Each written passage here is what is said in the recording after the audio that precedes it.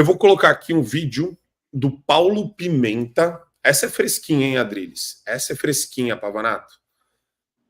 Acho que o Sati vai gostar também.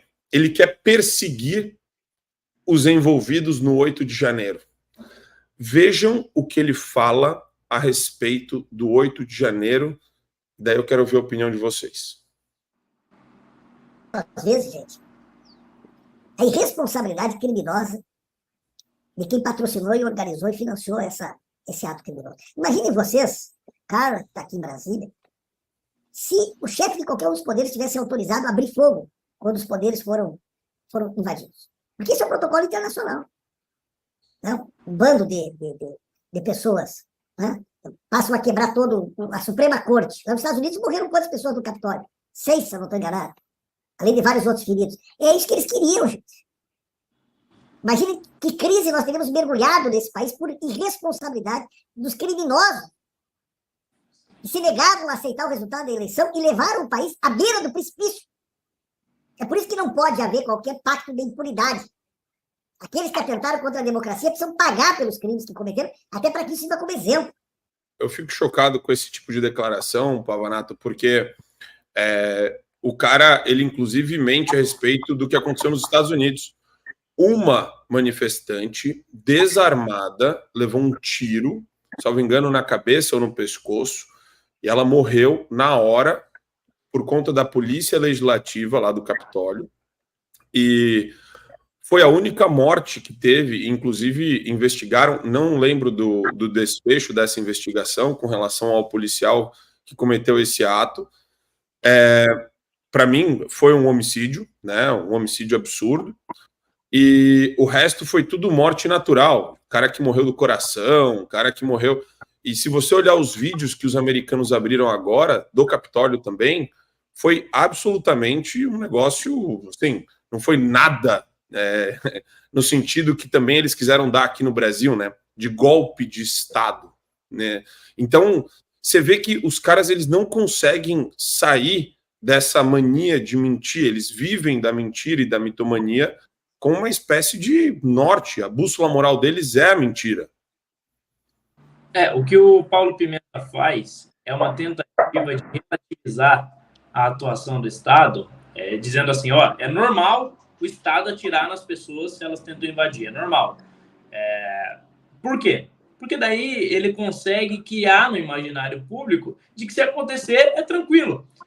E isso é típico, esse tipo de postura de matar manifestantes que entram em prédios públicos, é típico de regimes autoritários. Por exemplo, o Vargas fez isso aqui no Brasil.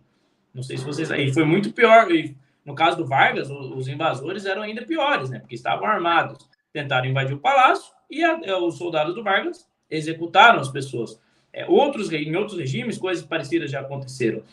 Só que a diferença nesse caso, nós temos pessoas que estavam desarmadas, tiazinhas com as suas cadeiras de praia, tiazinhas com as suas bíblias. Muitas dessas pessoas, quando começou a pancadaria, entraram dentro do prédio, alegam ter entrado dentro do prédio para se esconder, simplesmente. Essas pessoas não cometeram nada muito distante do que outros grupos de esquerda já cometeram no passado. Quem não lembra da tentativa dos movimentos de esquerda de invadir o Supremo Tribunal Federal? Isso aconteceu. Não foi chamado de tentativa de abolição do Estado de Direito, não foi chamado de golpe de Estado. Que eu saiba, ninguém não foi nem processado nem por vandalismo. Quem dirá processado por a tentativa de abolição do Estado de Direito ou qualquer coisa pior. Só que as coisas mudam. Agora, quem está sendo perseguido, agora quem entrou dentro do prédio são pessoas de direito. Então, o que eles fazem? Eles mudam a interpretação do fato. Chamam de terrorista. Aí até diminuíram agora o discurso a respeito de terrorismo, porque, ao mesmo tempo, a esquerda está passando pano porque aconteceu lá em Israel, né? Então, se você está passando pano porque aconteceu lá, como é que você vai chamar de terrorismo aqui? Fica meio complicado. Então, a narrativa de terrorismo até diminuiu. Só que a narrativa de tentativa de abolição do Estado de Direito continua. A questão eu nunca vi um golpe de Estado sem arma, eu nunca vi um golpe de Estado sem respaldo das Forças Armadas. Não existe. Não existe. O que existiu foi no máximo, para algumas pessoas, vandalismo. E a conduta de cada uma das pessoas deve ser individualizada.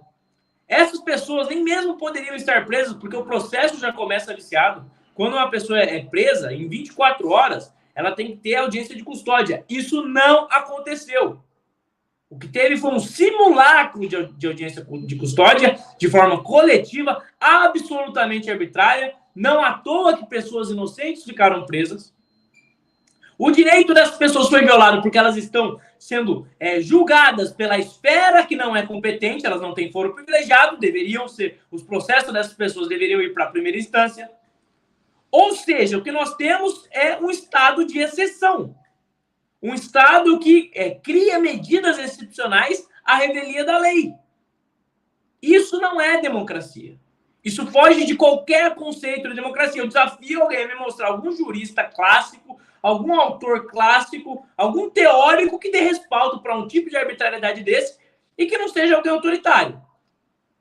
Alguém que, na hora de teorizar a democracia, concebeu a ideia de que as pessoas, de que autoridades poderiam agir à revelia da lei e que a democracia permaneceria democracia mesmo assim. Isso não existe.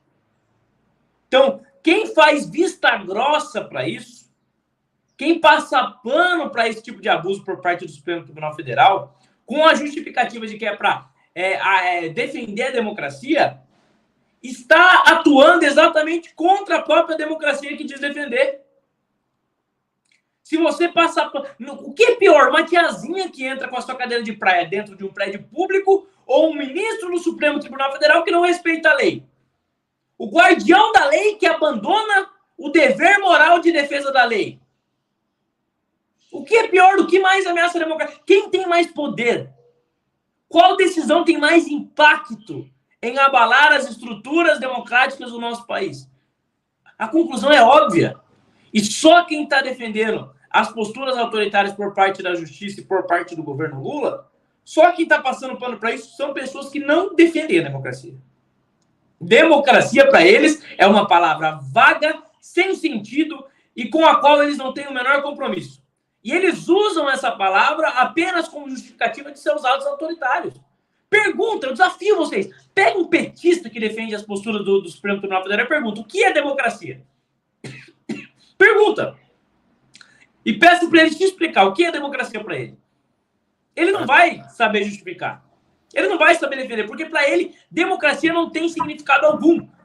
Para um cara que é marxista, para um cara que é comunista, os fins importam mais do que os meios. Então, pouco importa. Se eles precisam falar que estão defendendo a democracia para perseguir o opositor, eles vão falar.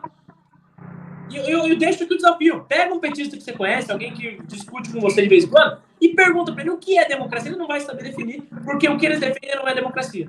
Para você ter acesso ao conteúdo integral do Fio Diário, é fundamental que você assine agora a plataforma e aproveite as condições que a gente tem promocionais para você ter todos os acessos aos programas. Adrilho sobre tudo, Marco Antônio em Direita, Além do Ponto G, entrevistas com personalidades nacionais e internacionais, óbvio, Show da Manhã e várias outras atrações do Fio Diário.